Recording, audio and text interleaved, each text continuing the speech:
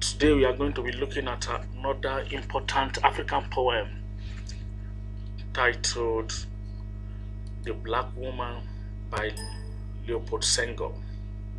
Senghor is one of the major African poets who has written extensively about the beauty of the African woman and also the need to appreciate African women and their skin and the color of their skin.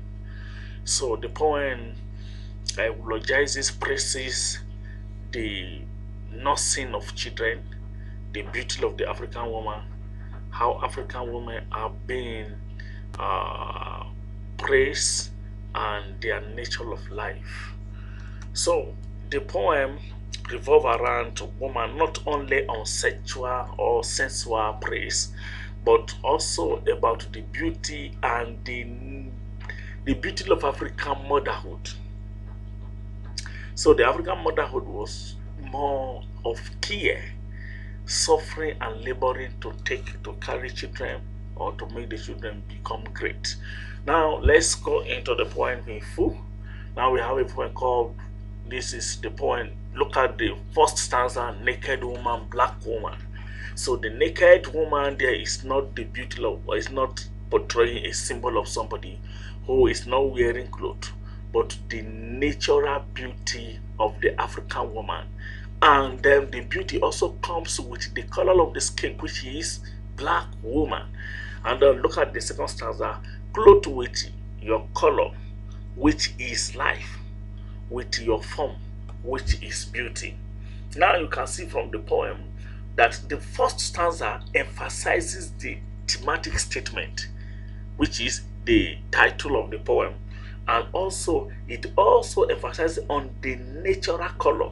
The black woman himself is life, and her perform is beauty. Senghor has grown up under shadow, and his spirit has been nourished by her.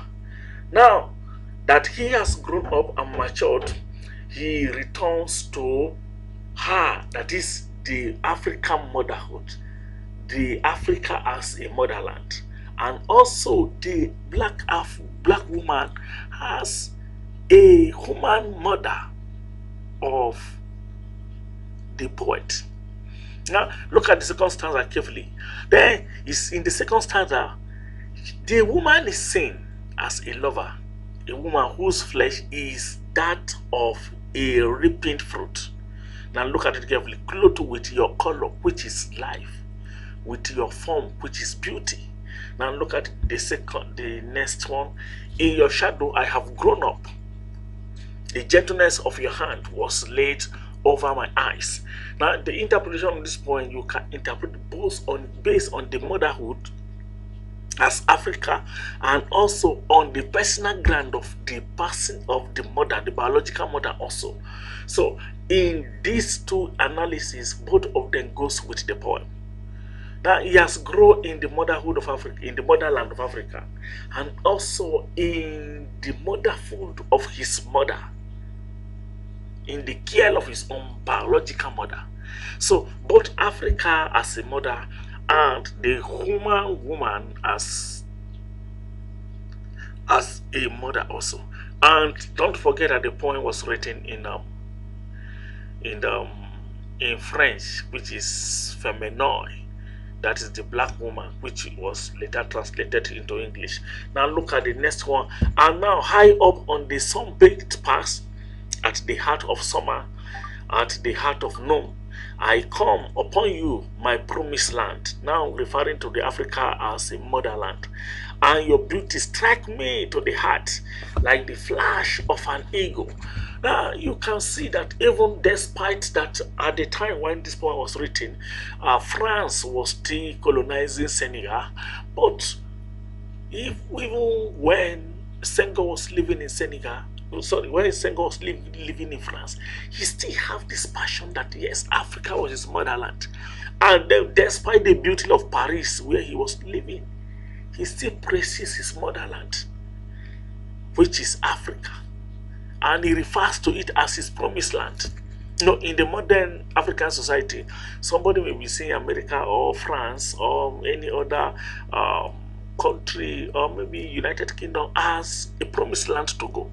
But somebody living in such city now, admiring and also wishing to live in the promised land, Africa. Now, look at the next one, naked woman, dark woman. It's also praising the beauty of the skin of the woman. And the fair flesh, rib fruit, somber, raptures of black wine. Mouth making lyrical, my mouth. Now, singing for the woman. Savannah stretching to clear horizon. Savannah shuddering beneath the east wind. Eager cares. Now, is also talking about how the motherland has become a friend that also gained from, like a rib fruit. And also it's somber, it raptures him like a wine, that it makes him happy. And now look at the next one, carve tom-tom, tom-tom, motoring under the conqueror's finger. Now, for some of the students who are in California, you may come with this the issue of this calf tom-tom, though it is not maybe a brand of maybe sweetened something like we have in Africa here. So look at this one, your solemn contralto voice is the spiritual song of the beloved. So we see here that the poem talks about the beauty of the Africa. Now let's go to another, naked woman, dark woman. Oye that no bread ruffles. Come oye on the athlete flank, on the flank of the princess of Mali. Gazelle limped in paradise. Pierce our stars on the night of our skin. Now delight of the wind, the glinting of red gold against your watered skin. Under the shadow of your hair, my care is lightened by the neighboring sun of our eyes. Now naked woman, black woman, I sing your beauty that passes, the form that I fix in the eternal. Before jealous fate turn you to ashes to feed the root of life.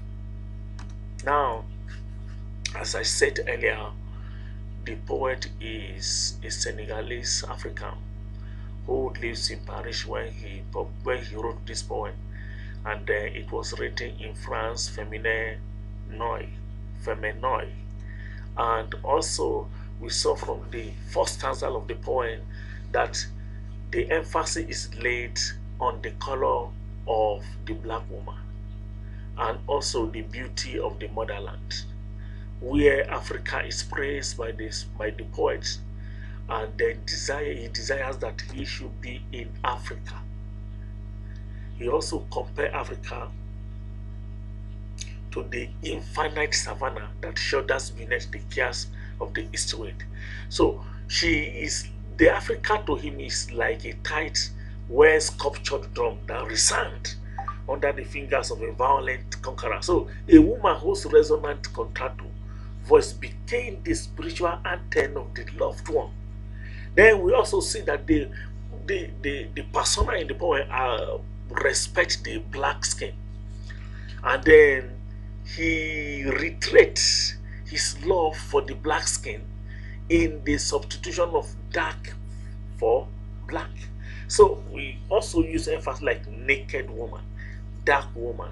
So all this comparison with friendship, somber rapture, like a black wine. Now black wine at that time was one of the prominent wine that people, it's not champagne or the one we have today in the modern society. So the influence of the black woman over him was compared to that of the black wine. So he compares her to a firm, ripe fruit, expressing her form and at the same time her temperament.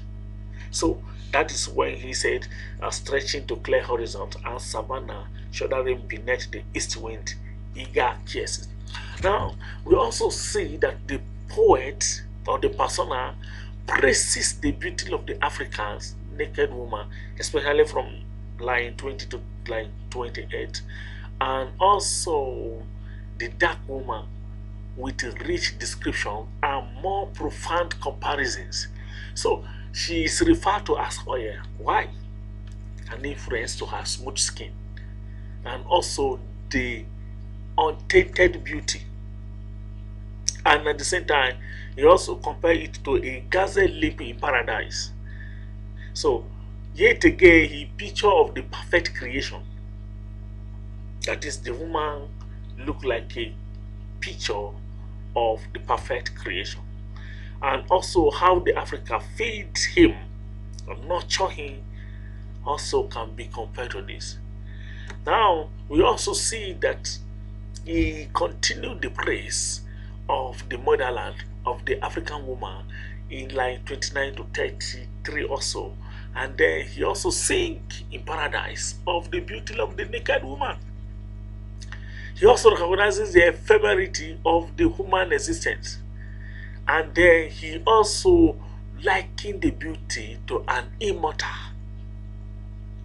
So we saw that he concluded the last stanza by perpetuating her transcendent beauty permanently in the poetry. That is, the beauty of the African is not just of a moment, but is infinite, is indefinite, and the beauty does not only end with life, even life after death. Even in death, the beauty continues. And then he discussed it that way. So in the subsequent lesson, we are going to be discussing now about the themes and also the poetic devices used in this poem. So make sure you subscribe so that you get notified when those videos are uploaded.